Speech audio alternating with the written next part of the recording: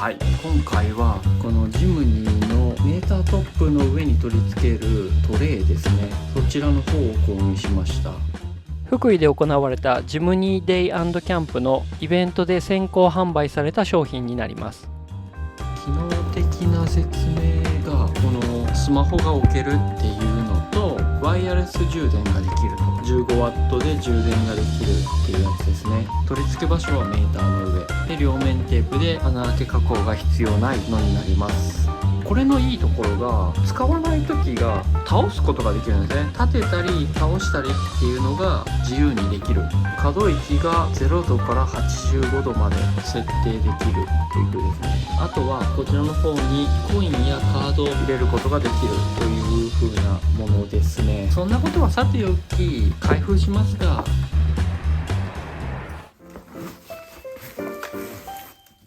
まず本体から見ていこうか。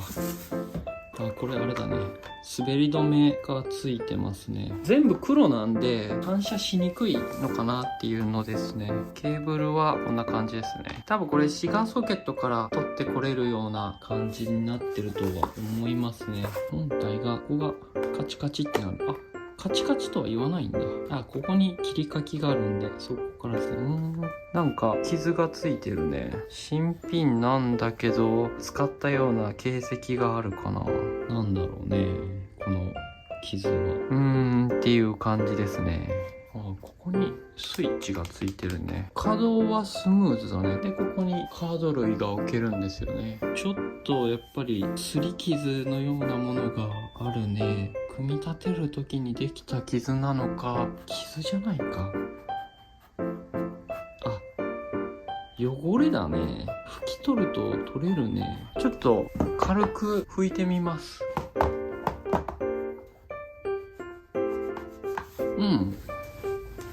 綺麗になったね。ここにロゴがありますね。小さいロゴですね。あんまり目立たないんでこれはいいですね。なんかネジで外せるね。中が分解できるけどちょっと気になるけど分解はしないかな。付属品を見ますね。これがストッパーになるのかな。これシガーソケットだね。タイプ A が2つあって出力が 18W ですね。説明書。縦置きはやめてくださいって一応書いてあるね。こちらは配線を隠すためのシールみたいですね。こういうところで配線をこうやって貼り付けるようなものみたいですね。これは使わないかな。それが大小ありますっていう感じですね。こちらがこういう感じでつけるんだと思うけど、爪に引っ掛けてやるっていう風なね。こう押すんじゃなくって先にこっち側を入れて押し込むって感じかな。これでいいかな。これでいいのか。カチッとは言わないんだね。こういう風だね。これで入った感じだね。外すときは多分逆なんだろうね。この隙間にスマホが入るんですよ。結構ガバガバというか余裕がある。ということで行ってみましょう。今現在もうすでについてるんですよね。これを外しますっていうのと、このクリノメーターがもういっぱいいっぱいなんで、今回の購入したやつをつけると干渉しちゃうので一旦外します。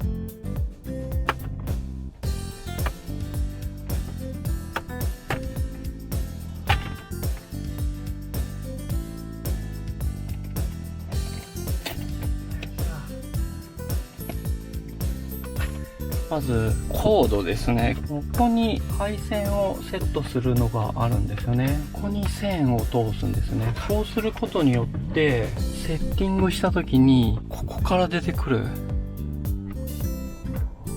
ここからケーブルが通っていくと、上から行くとこう通してここを通って、この辺をうまく隠しながら下へ行ってこう通すっていう感じですね。ここを通して、ここにあるんで差し込むという形ですね。でこれのすごい考えられてるなっていうところが、ここに落下防止のステーがあるんですけど、これが2つ外せるじゃないですか。外したらここに収納スペースがあるんですよね。マットを敷けば見えなくなるっていう風ですね。運転席から見るとこういう感じですね。普段は倒して使って、この状態でも充電ができますので、こうやって携帯を置いて充電、必要があればこれを起こしてあげて、使い方としてはこういう形ですね。で充電されるっていう主電源があるんですよね。この充電のオンオフが可能になる。エンジンかけると常にオンになるから、これを押してオフにするっていう使い方のようです。もう一個あるのが、これ起こした方がいいかな。ここに USB の端子があるんですよね。なんでここから有線でも電源を取ることができるですね。ただここの電源を取るとワイヤレスの充電はできなくなる。排他制御になってるので、どちらかしか使えない。有線で充電したい場合はここから取るっていう形になりますね。バックアップ的な感じの線ですね。ここから充電もできますよっていうので、この辺もまあまあありがたいかなっていうところですね。それで今回やりたいのが、ここの表を線を通すとあんまよろしくないので、この線を後ろを通してできないかなっていうのですね。それを今からチャレンジします。ではやっていきます。貼っていきますね。一応後ろから配線は通せたね。ただケーブルがギリギリだったんで、ちょっと延長するかなんとかしないと、この辺ぐらいまでしか届かん。ここも届くか。一応届くは届くのか。ちょっとギリギリになったんで、延長すれば余裕ですけど、届かなくもないかなっていうところですね。一応可能だという感じですね。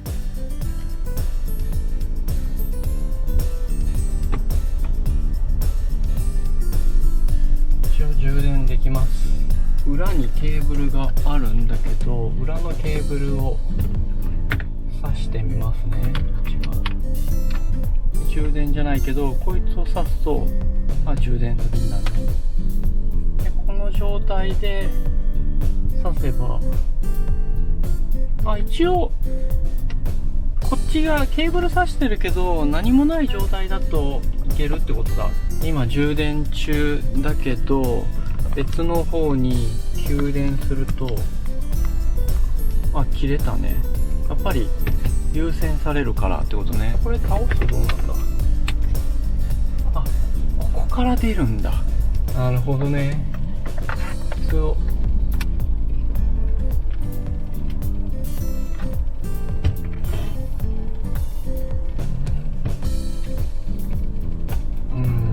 いまいちだな。はい、こっから感想です。良い点、ワイヤレス充電ができる。